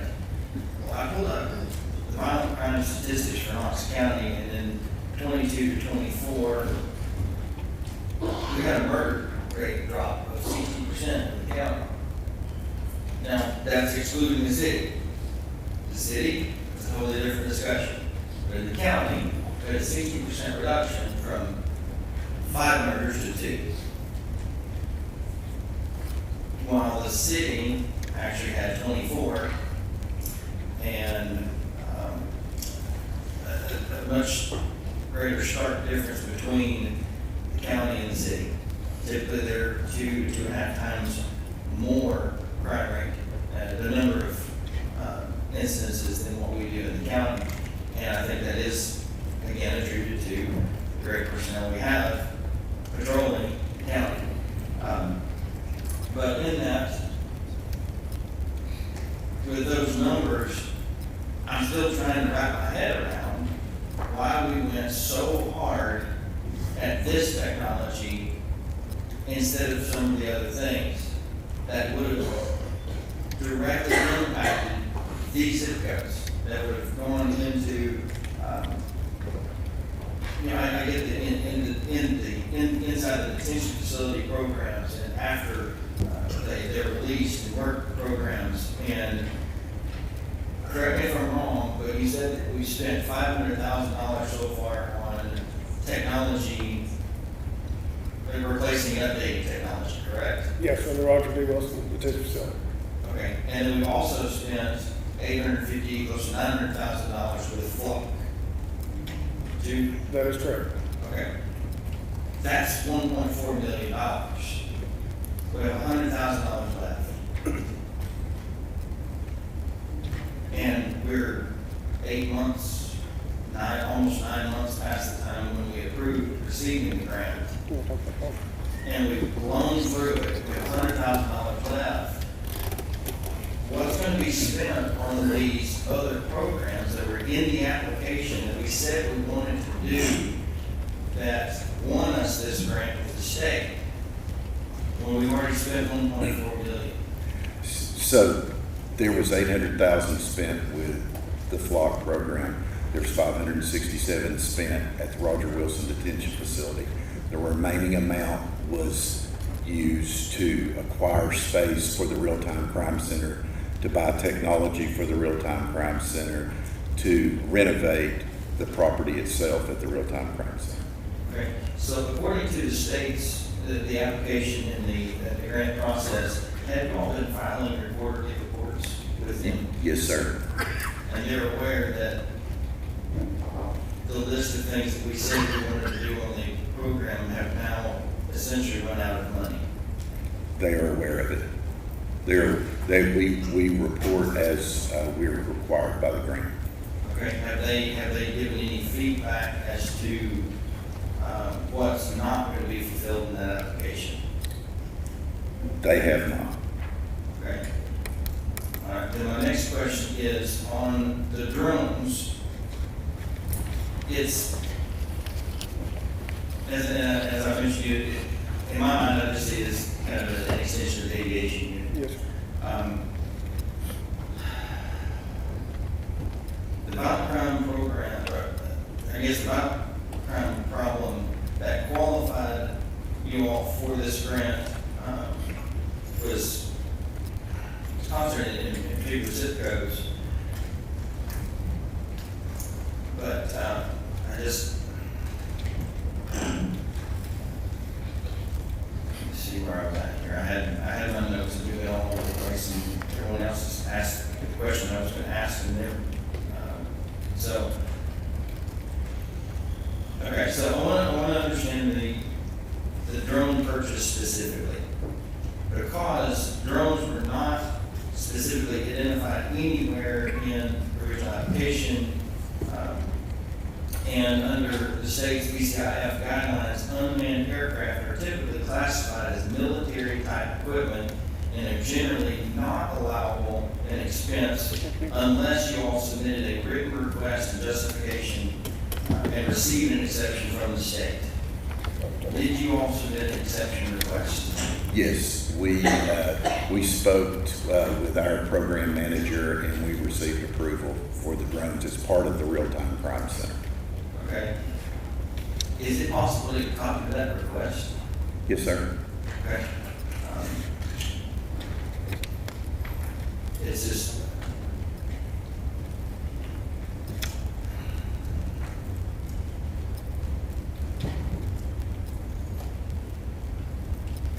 I'm just trying to figure out how in the world we look a $1.5 million gift in the mouth, and if we set ourselves up where we set up a virtual crime center and we invest in leasing technology, that if we don't continue spending millions of dollars every single year, it was all for nothing. Again, that was not my area of responsibility, Commissioner. So that's, okay. Thank you. Sure, okay. Thank you, Madam Chair. I don't think my final comments are really trying to get the big agenda for today. And I appreciate Captain and Mr. Holt, team from Flock coming, and really everybody here today that's in the audience. I know it's in the middle of the day, and this is a big, heavy topic, so I appreciate the involvement. I have to say, I'm just disappointed that people don't have the agreements, don't have the data, don't have the contract, don't know who did what. It's been weeks since we we set this meeting, and it appears everybody took off and left you guys hanging, and I really feel bad for you. It's not adequate, and it's not, you should be over-prepared with a team of people that can come and build some trust with this legislative body. It's just not there. There's no one on this commission who has spent more time out with KCSO on patrol, in the jail, than I have. And I have tremendous respect, and there's several officers in the room today. You have the hardest job in Knox County, period, and section. I've been so incredibly supportive of every officer and our sheriff, and I really think it's been warranted as we have grown as a county. You have a huge responsibility. However, I also have a really good memory. I remember sitting in this chair years ago, long before many of you were here, when the sheriff's office came and sold us on a virtual courtroom. And we spent millions of dollars. So it was supposed to save us $6 million in transportation costs. It was supposed to get people through the justice system, which was backlogged and clogged faster so they could rebuild their lives. It now sits empty and is virtually never in use. What a waste of taxpayer money. So, KCSO doesn't always get a free pass and blind trust, not anymore. I think Mayor Jacobs was right in canceling the contract with Flock. I'm amazed that you don't have a copy of that, unless there's some, I'll let the mayor and his team answer for that.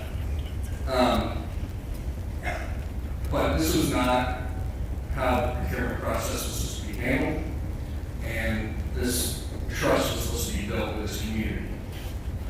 I don't think Sheriff-elect Gibson is here today. I'm confident he's probably watching online. I know some of his soon-to-be senior team might be in the room. You're getting a raw deal, Sheriff-elect Gibson, as you take over the next sheriff.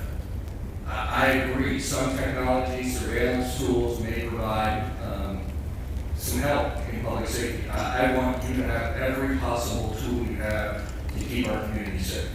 But in this case, I really believe that the Knox County Sheriff's Office, they put this training way in motion before we had a chance to be a part of it, and this community had a chance to be part of it, and it happened in the wrong way. Even as a duly elected sheriff and a constitutional officer, there are always checks and balances in government, and no one is above the law. No one can skirt around policies, and nobody can operate without limitations. So, the Sheriff's Office should have come to this commission long ago, years ago. They should have shown us the entire plan. They should have brought the vendor to the table. They should have outlined the reasons, shown us the data, where they were going to go, why they were going to go, how we're going to know if it was successful. They should have talked to us about the cost, the today cost and the years to come cost that is unfunded and is not have money for it. They should have built that trust on the front end. And that never happened. So this flew under the radar, whether it was intentional or not intentional, it doesn't matter. It's inexcusable, and so here we are. So, as such, I'm going to be supporting Commissioner Thompson's ordinance next week, and I'll post this on the forum, but I'm going to offer an amendment to include a direction from this commission, the legislative body of Knox County, to have all flock cameras devices removed from operation and from Knox County within 30 days if that passes, and for the ARC to remain closed until our new sheriff decides to come to this legislative body with a presentation, with data, with vendors, with a plan, with a team that can install trust. I won't be here when that second vote happens, and I won't be here as commissioner when that new sheriff comes, but I will be a citizen. And I'll be in that seat asking my sheriff to do this better. Commissioner Lee? Thank you, Madam Chair. I want to echo Commissioner Jay. I'll say this is probably one of the times I have totally agreed with everything you just said. It's a miracle. I will want to applaud our sheriff's department. We have an awesome sheriff's department. I do support our law enforcement. And I'm sorry that you're getting one of this and any officers here. It's not geared towards you. It's just geared towards the frustration about this whole thing that we have to, as a legislative body, we have to deal with. We are the gatekeepers, and the people that are here are citizens. They're relying on us. And I'm so disturbed with how many years this has been going on, and there's no policy. It's like having a police force, but no rules. I mean, it's just not acceptable to, in any society, and to our taxpayers, to our citizens. And we talked about the systems and who could get this information. And 350 people, we had 11 officers from the sheriff's department that was recently indicted. One of those was in the IT department. Our citizens demand transparency. There hasn't been any communication to myself or for this body about this stuff. This is all pretty much new stuff to us that's been laid out here the last few weeks. I wasn't contacted, but I will say, you know, we've got a congressman right now that's trying to get this federally addressed. We've got state legislators from Knox County who are going to our state to address this. So this is a big deal. I will say body cameras are very important. They protect our officers. They also protect our citizens. But surveillance without a search warrant is unconstitutional. And I applaud everything that all the commissioners have said, but I totally, what Commissioner Jay just said, I will support the addition that he's going to make, and I believe that this commission, I would urge everybody to support this, because our citizens demand this, and I think this also protects law enforcement as well. So, but I thank you, and I applaud all of you for being here, our citizens and law enforcement, and I'm sorry you're taking the brunt of this, but we were told a few weeks ago, nobody's here, who told us a few weeks ago they were going to answer our questions. Thank you for that, and thank you. Commissioner Lee, can I correct one thing that was incorrect? Since we've been using license plate readers, we have had a policy in place. It's called it's our general order. Okay, but you said you have a draft policy on the flock cameras. For the real-time crime center, which does cover the flock cameras. Right. But right now, as of today, the license plate readers that are active, we have a general order for our agency and our officers to abide by. Okay, how long have you had that? It's been in place, I know, since 2020, since we got the first LPR. Okay. But does that include the flock cameras that we're talking about today? A license plate reader is a license plate reader. Okay. All right. If that is the case, but we haven't seen that. We haven't seen that. But I still think, am against the use of flock cameras. Thank you, though. Yes, ma'am. Thank you, Madam Chair. You just answered my question, or at least part of the question I was going to ask, which is, how long have license plate reader cameras been in place in Knox County? Since 2020. Okay. Have there been any other vendors of license plate readers besides Flock that Knox County Sheriff's Office has used since 2020? Not that I've dealt with. Motorola. Motorola, okay. I've not dealt with those, but yes. Are there any Motorola LPRs in place at this time? I don't think we have any fixed ones there. Oh, okay, yes, we do have the fixed Motorola LPRs at the jail. Jail? Yes. Okay. They're not road monitoring cameras? They're license plate readers. At the jail? Yes. Just an parking lot or something? Yes, sir. Oh, okay, all right. You, on public roads besides the jail, are there any Motorola license plate readers? Not fixed ones, no, sir. Okay, just the cruisers have. That is correct, yes. I think that's all. Well, okay, how long has the state been using license plate readers? That is the question. The state of Tennessee? Yes. That I'm not. In the early 2010, probably. Since the 90s? Yeah, early 2010, probably. Since early 2010. Yes. I know there's a statute dealing with it. All right, thank you. Mr. Ross? Thank you, Madam Chair. And looking at the basis for the grant that came last year, thinking about all the things that, like, that can't be answered just because of team not available or it's inadequate. I mean, you guys have had a large shakeup in the sheriff department, so there may not be criminal things, but I think 6 years to be able to tell about impact is adequate enough, and I don't see that. But I'm a fan of pouring into people versus tech. Because Adam Thompson just gave a couple of facts about the grant that will help with recidivism, right? Like the number one thing that helps with people not going back to jail is education.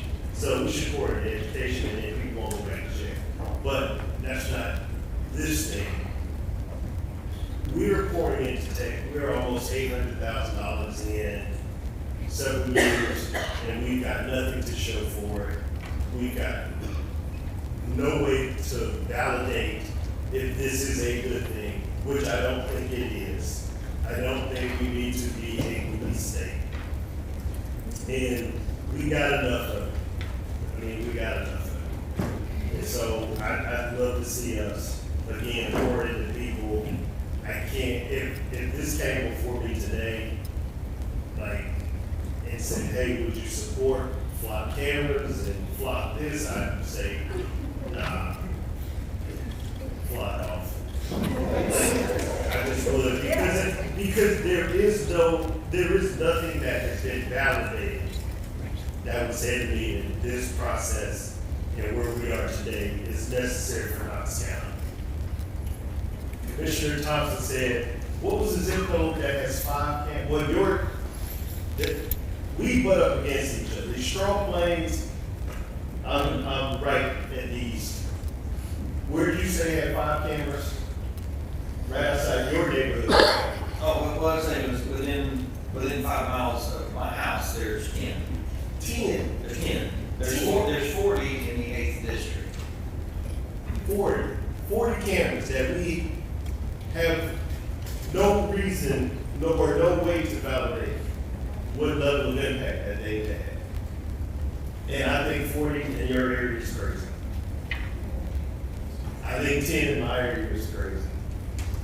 But I don't know how many are in my area. I'll be honest with you, because nobody can give me that number.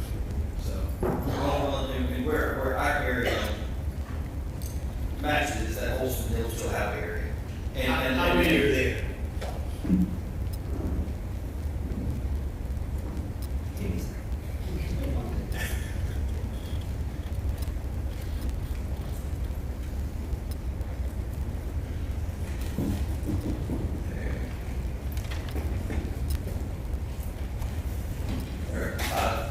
Five. Say you. I don't know that to be true. I can't validate that. So I'm saying I don't believe you. Somebody prove them right, prove them wrong. I don't know. That's what I'm saying. That's in the county, not the city. Yeah. You get what I mean? Oh, yeah, sure. So this is my point, is that we're in a place that Mayor Jacobs was right, and I think we need to move on. So that would be my vote if we came close to that. Thank you, Madam Chair. I want to echo my colleagues' appreciation to the Sheriff's Office, the flock for being here, and really for the citizens engaging and expressing their comments and feelings on this issue. I just have one last clarifying question, and I'm not really sure who to direct it to because the Sheriff's Office does not have legal representation, so I guess it would be to the county's legal representation. But with no service agreement, how are the 143 cameras still operating? I don't know.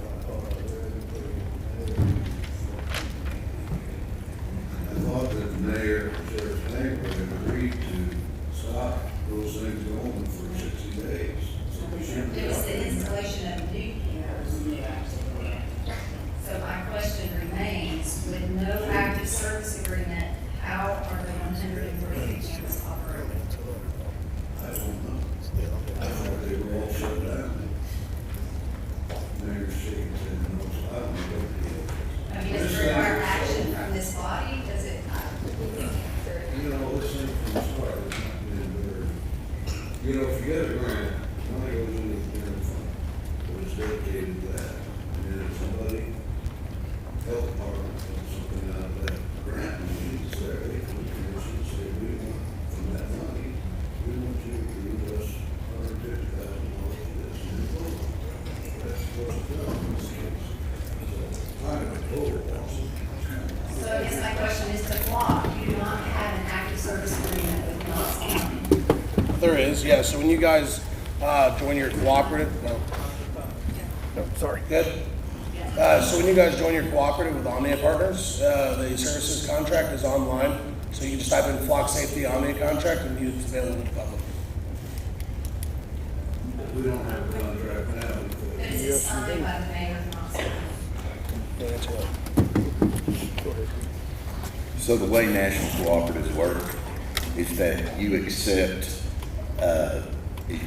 a cafeteria of contracts, and then, which I'm pretty sure, well, I know I'm sure, that county procurement brought down the Omnia Partners agreement and commission approved it. Otherwise, county purchasing would have never processed a purchase order that that references Omnia Partners contract number 250203, which includes the service agreements.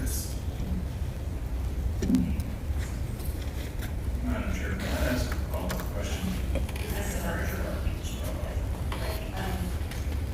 Mrs. Benedict, would you like to speak to this? Sure, I can immediately benefit director of procurement. Knox County Procurement did approve a purchase for $800,000 to the sheriff's office through the Omnia contract, but it was only for commodities. The service agreement was a part of the cooperative purchase, but the mayor did not sign that written agreement. It would have had to come for approval before you all with the written agreement, and then for the mayor to sign as a contract. So you are refuting that we have an active service agreement? Yes, ma'am. Okay. In our capacity as a service agreement, can we,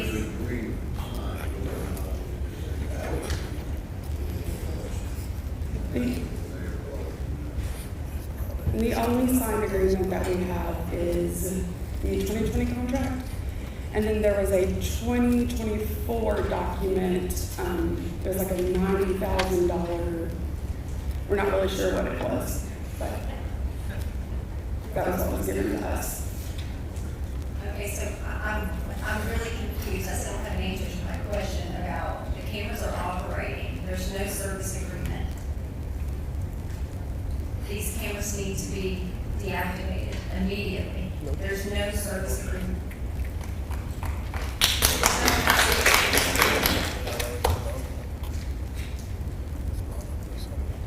Do we have the scope of authority?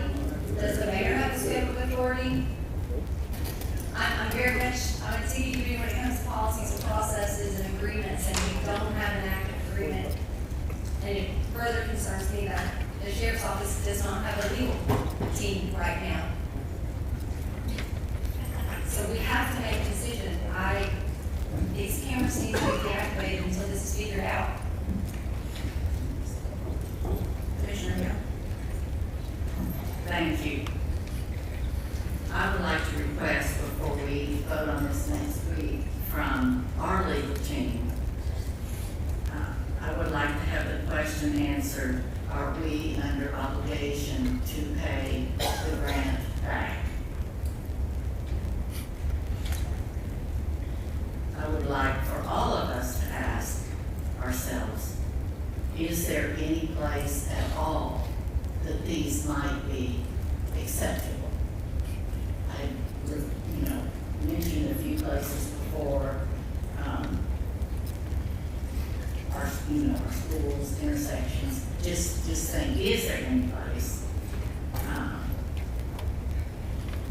think that we need clarification on the 30 days that, and this from our legal team also, the letter that Mayor Jacobs wrote dated August 12th. I believe I heard you say that there was a 30 days. 30 days. We had 30 days to.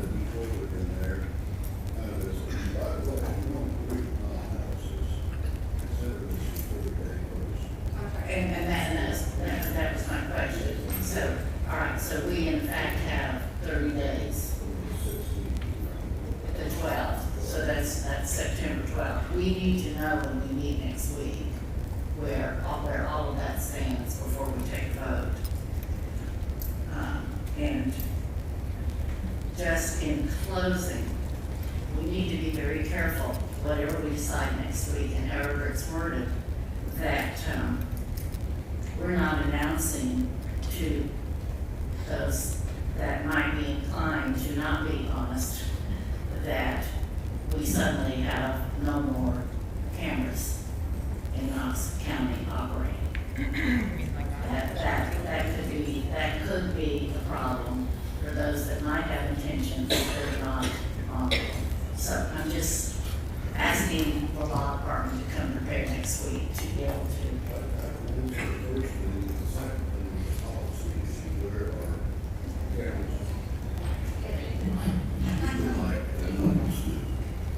I can give you an opinion on any obligation to pay any grant money back, but on the second thing you asked, where are the cameras acceptable, that's a policy issue, and I can't give you a legal opinion on that.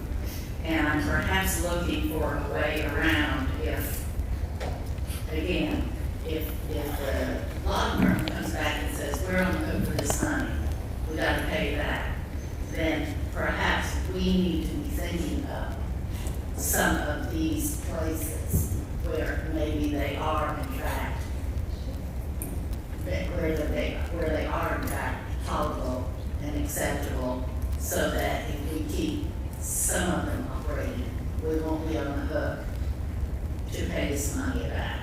You know, I'm just trying to be logical and not totally reactive in what we do. Just trying to protect all of us as well as we can. So, thank you, Director. Commissioner Thompson. Thank you, Madam Chair. If you'd asked me 1st of July when I poked my nose down this rabbit hole, this is where we would be, I wouldn't believe me. Commissioner Hill, to answer your question, is there any place that they are beneficial? I agree with your group that that's a policy decision, but given the current circumstances, the answer is no. And we'll figure it out later. But for right now, no. There's not a place right now. And what will we do if folks understand that there are no cameras in Knox County? We still have 350 sworn officers who have dedicated their careers and their lives to serve in Knox County that were on the job prior to us getting these cameras in this massive expansion, who dropped the crime rate 25% in Knox County. They were doing an outstanding job before we brought cameras in. This isn't the only law enforcement tool and resource we have. And the greatest resource we have are the people that serve Knox County. And it's our job to give them the tools and the resources to do so. But in the manner that this was required, it's unacceptable. And I think that's been clearly noted. And not the fault of the two representatives here. And I know it's been said before, but I thank you for being here. And you, the flock representatives, I know this is not a very warm and welcoming situation to walk into. I appreciate you all being here too, and all of you all in the audience. You know, we've heard from you multiple times, overwhelmingly, that you're concerned about this. And I know that there were lots of details that you all didn't know that we did, that we were learning through this process. And I'm hopeful that once we get past this, we can move forward in a better direction. I know Sheriff Gibson has promised transparency, and I believe he will. I trust him on that. And going back to last month when I brought up this ordinance as an emergency ordinance, this is why. It was would still require 2 readings. But to Commissioner J, your amendment, I would certainly be happy to include that in there. And this is still listed as an emergency ordinance. So if it were to pass with 2/3 majority, it would be a single reading. And you would be here for its totality. So unless Director Cook says otherwise, but that's the way I understand it. It's still listed as emergency ordinance. So this will be finalized in this month if it passes with 8 votes. So, thank you. Commissioner Jackson? Thank you, Madam Chair. This is a question for Director Cook.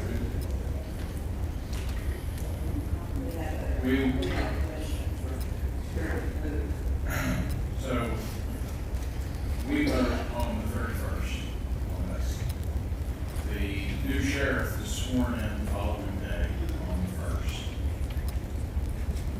Can the sheriff sue based upon that he does not, his legal counsel states that the opinion that the mayor has is incorrect? Can that then go to, I suppose, the chancery? And then can the judge then grant some kind of injunction or anything that just sits there and we cannot enforce the ordinance until something is ruled on?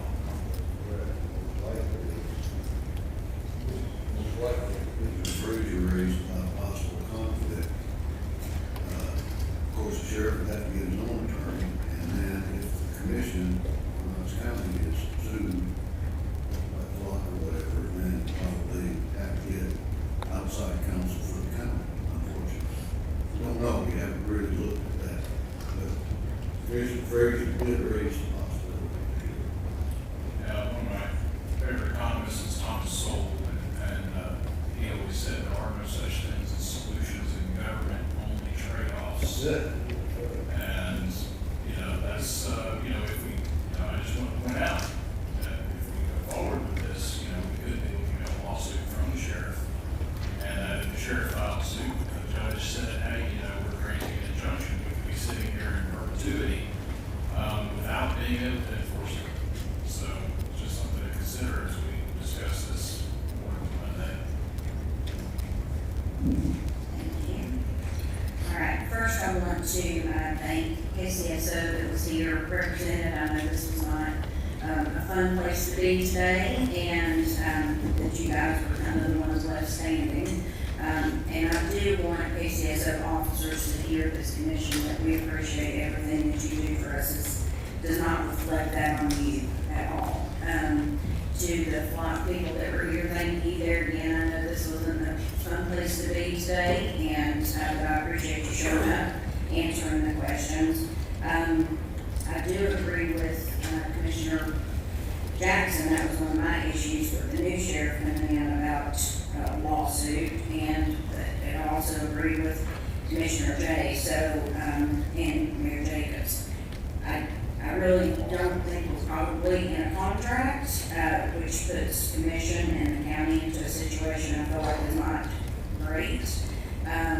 So I'll definitely support once we get information from the law department which way that we can go. We have probably received more emails than we can count, and I don't think I've had one that's been for the cameras. So the one good thing that's come out of this is the community has reached out to the appropriate people. They've shown up, and it does definitely show that Democrats and Republicans can agree on something.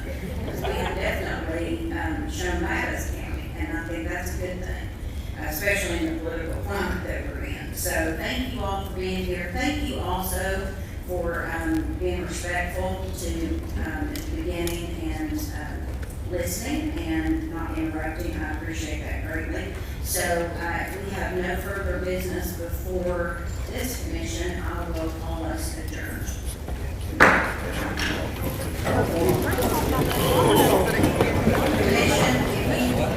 Commissioners, if you need to take a break,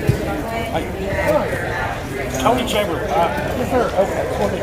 Commissioner about, it's hard for me to hear over there. Oh, yeah. I'm talking about everybody that's resigned. Who all's gone?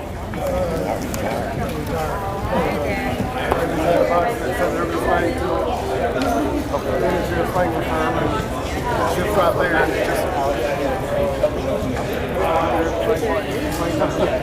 I gotta go find. It's always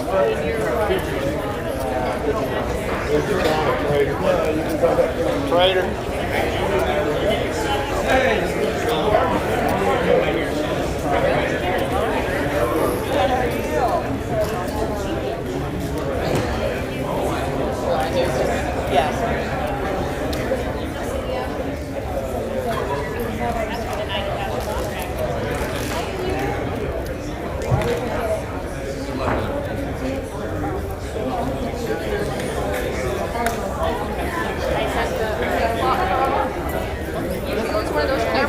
The back of your head. Look at this fucking haircut. Oh my god. All those